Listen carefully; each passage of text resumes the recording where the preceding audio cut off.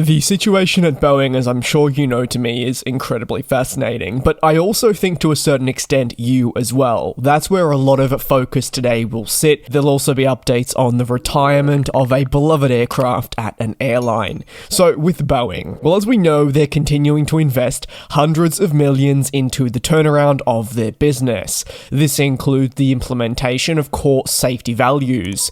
There are concerns, however, how long this is going to take.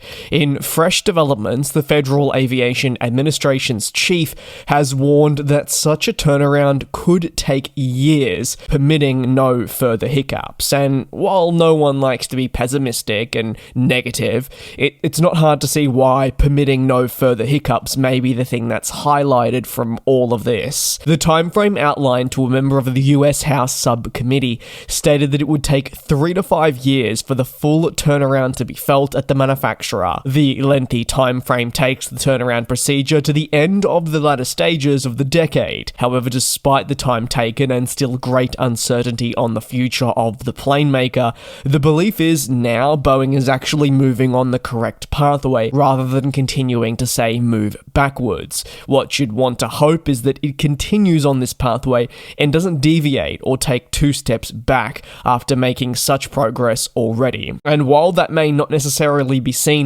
from the standpoint of production is still barred and they're still in a negative light, you can look no further than, say, comments from the Alaska Airlines executive and even the FAA, which, while have expressed their frustrations, have also come out publicly and said that they're noticing a difference and Boeing is moving in the right direction for the first time in a while.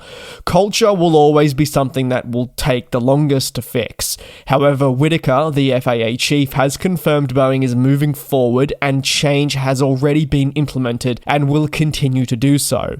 It's about getting that formula right. Boeing still has its struggles, and that would largely stem from a barring on increasing production. Why? Well, because there's fears that if this was to take place, they would see their overall progress being made jeopardized. When it will increase is the multi-billion-dollar question and is important to not just Boeing, but also their airline customers, as if Boeing cannot increase the rate as it may have intended, there are then knock-on effects, such as airlines not receiving their aircraft on time and that backlog spiraling out of control even further than it has.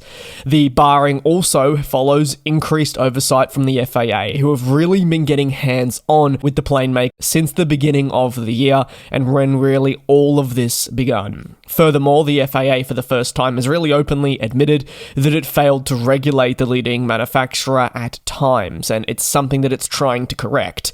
If you take a look back at those developments that occurred in the mid to late 2010s, a lot of the focus was not just on Boeing, but also to that of the FAA and their lenience with Boeing in certifying aircraft, partially given because of the relationship between the two.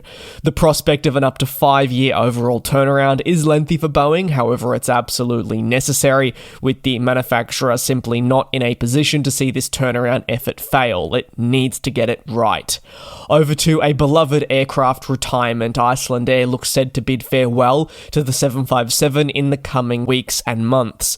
The transition will see the airline move towards efficient narrow bodies from Airbus, primarily led by the A321neo program. Ultimately, such a retirement does come relatively quickly, but it just reaffirms something that has been known for some time.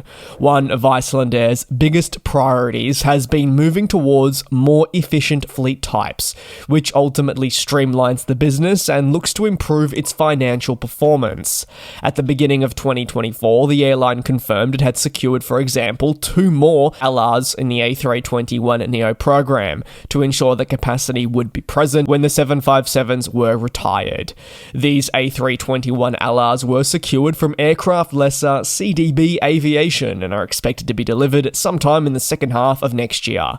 Furthermore, in the first week of this year, 1 further A321 LR was secured from SMBC. Towards the latter stages of this decade, Icelandair will also begin taking delivery of the game-changing A321 XLR. This aircraft variant, paired with the other more modest but still enhanced LRs, will help Icelandair power towards a more efficient future. The 757's legacy legacy within Icelandair is colossal. It's been around for so long, and while those numbers have dramatically reduced over recent years, it's proved a reliable type. Unfortunately, however, as time has progressed, the aircraft has become less favourable, and that stems from more modern alternatives being on market. The lack of efficiency comes from the higher fuel burn and the added concern related to the continued maintenance. As you know, when an aircraft only stays in the skies longer, it will require further checks. The same can be said for any, say, appliance maybe in your home, and you definitely reach a point where you consider replacing that toaster with a more modern alternative. It is considered an investment in the future. Well, that's going to conclude today's recap. Any thoughts on the 757 retirement and the time frame that was provided with regards to fixing Boeing? Let me know down below in the comments. Thanks for watching, take care, be safe, and I'll see you same place, same time tomorrow.